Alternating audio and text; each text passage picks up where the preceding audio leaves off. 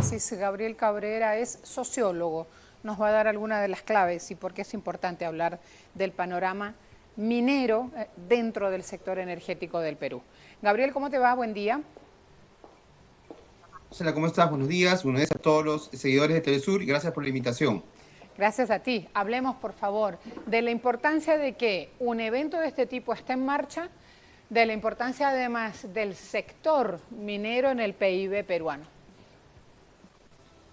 Sí, indudablemente, miren, hay que primero empezar recordando de que desde el 7 de diciembre pasado, hace más de 9 meses, vivimos en el Perú una dictadura, un gobierno espurio que llegó al poder mediante un golpe de Estado a través de una vacancia irregular contra el presidente constitucional Pedro Castillo, ¿no? Y quien asumió el gobierno ha sido esta señora Dina Boluarte, a quien gran parte del pueblo considera una usurpadora, y además vemos, como se ha mostrado en la encuesta, que repite resultados anteriores, ¿no es cierto? El grado de desaprobación que tiene Dina Boluarte.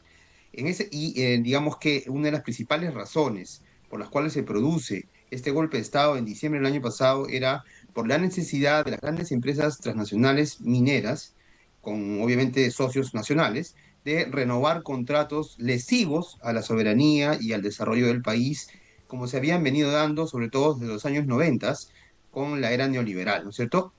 Contratos mineros que no dejan en claro cuál debe ser el aporte mediante impuestos, sentido más bien justamente que las empresas mineras puedan volver a tener de alguna manera el aval para continuar con estos proyectos de saqueo y de contaminación, y el gobierno los está avalando. Por eso es de que este Perumín es tan importante para el gobierno dictatorial y que va a contar probablemente con la presencia misma de Boluarte, ¿no?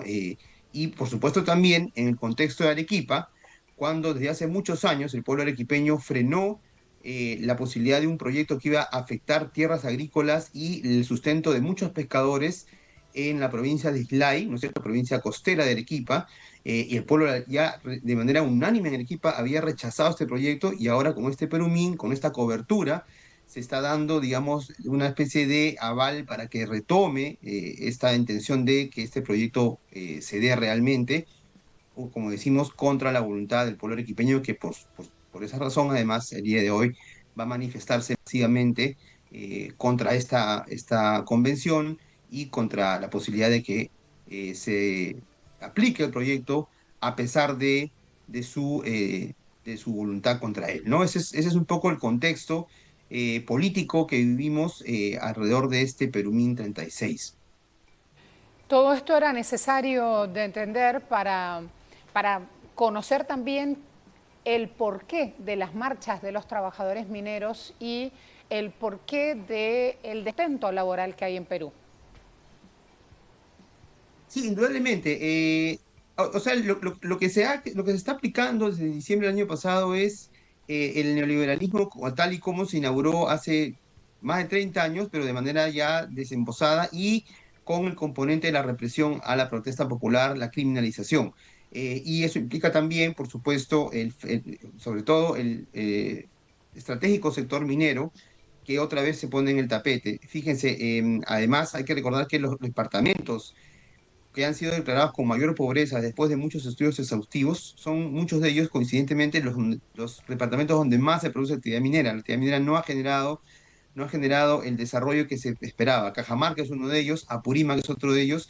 En Arequipa hay zonas con mucha pobreza donde están también los proyectos mineros, y obviamente eso también afecta no solamente las necesidades y los derechos de las comunidades, sino también inclusive ya los mismos derechos de los trabajadores mineros, que además también se organizan mediante el sindicalismo y que protestan contra medidas lesivas a los derechos laborales y sobre todo a la estabilidad laboral, ¿no? Entonces, lo que estamos viendo ahora es que justamente este hecho político que ocurrió hace 9 meses se ha hecho para permitir la libre en el saqueo del país, en las leyes o normas que atentan contra los derechos fundamentales que tienen que ver el derecho al trabajo, el derecho a la salud, a la vivienda, el derecho a la educación y el derecho a la consulta previa de las comunidades rurales.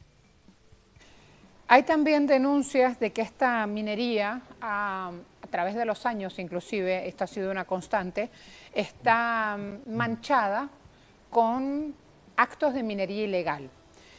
Cuando esta actividad ilegal entra en zona protegida, por ejemplo, no hay ningún tipo de acción por parte del Estado que sea efectiva a la hora de desalojarlo. O sea, una vez que entraron ya la rapiña y el daño se produjo.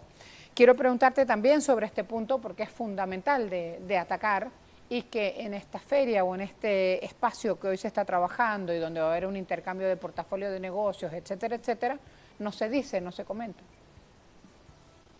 Indudablemente, uno de los problemas de la minería es la minería ilegal, ¿no? El sector de la minería ilegal que tiene que ver sobre todo con la pequeña y la mediana minería y que se desarrolla sobre todo en la zona del sur del país, en la ceja de selva eh, y en la misma Amazonía y que implica pues una serie de problemas sociales terribles, no, o sea, no solamente la contaminación, sino también la delincuencia, el delito, la trata de personas, etcétera, ¿no?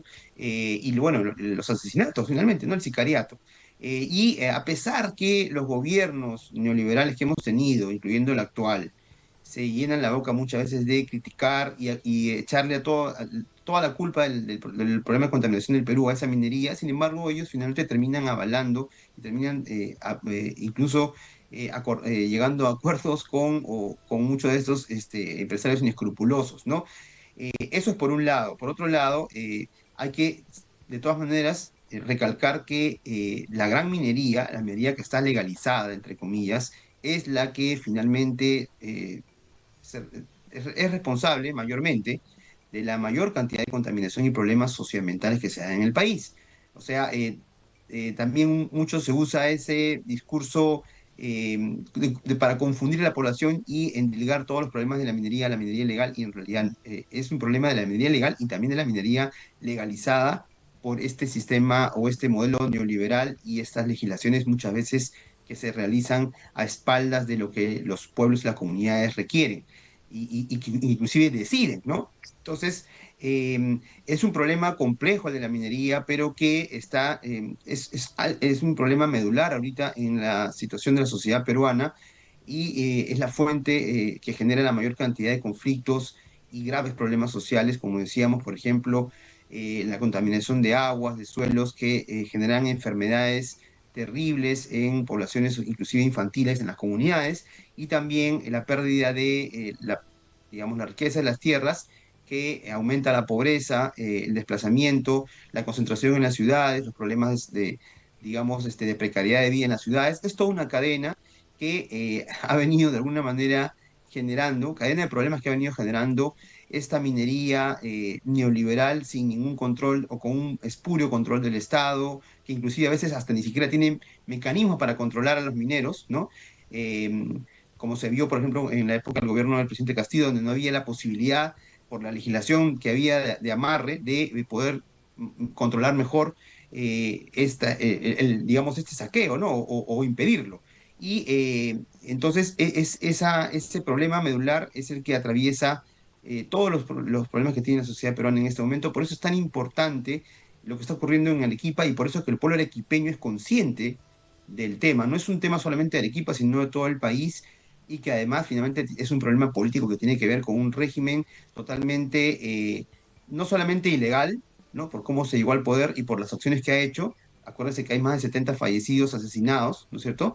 Sino también porque tiene una gran ilegitimidad, como lo están mostrando también las encuestas, que inclusive son encuestas que tienen cierta direccionalidad, pero que aún así muestran que más del 80% de la población desaprueba a la usurpadora y también hay un 90% de la población que desaprueba a este Congreso que la avala, que la sostiene y que además está ejerciendo en la práctica una dictadura congresal.